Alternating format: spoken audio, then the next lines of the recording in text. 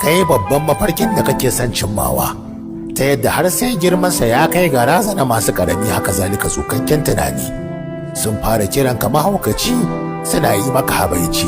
To anan shine ka hauka da mun daidai.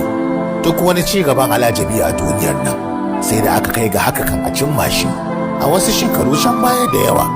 Wanda ya soma cewa duniya mulmule ce kamar kwallo, sabanin amara kamar faranti, yadda a lokutan da aka ɗauka kashe shi aka yi wai don ya kawo wata magana sabanin abin da sarki da sauran al'ummar gari suka yi imani da shi a wancan lokaci.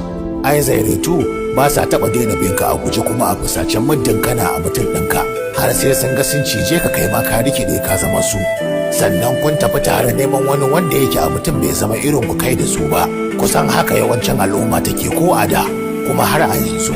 Ka duƙufa ka cimma manufa, ka ki bari kyara da ƙananun maganganu daga manyan bakuna su tasirantu a kanka. Rayuwarka taka ce, bakinsu nasu ne, sai ka bar su faɗi abin da suke so yayin da kai ma kake abin da kake so. To ai shikenan, kuma Allah ya suburbuda muku albarka yara.